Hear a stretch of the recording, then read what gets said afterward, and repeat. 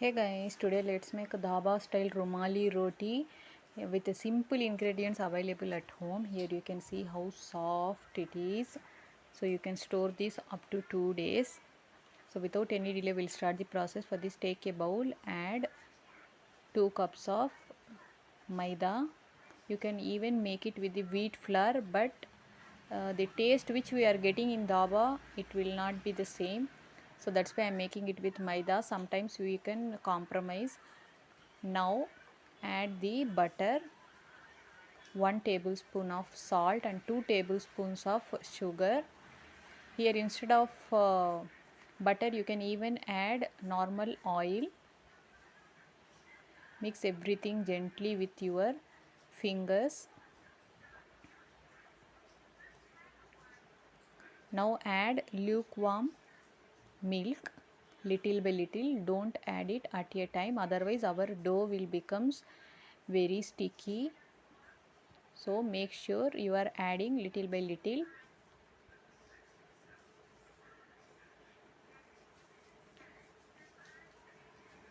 So the dough should be very soft.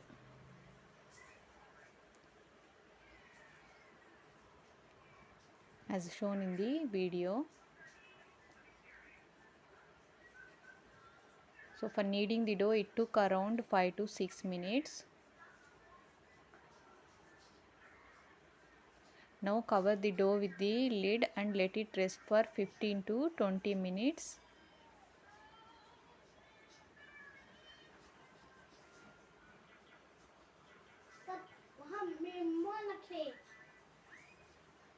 Now after 20 minutes, here is the main process. You have to remove the gluten present in the maida.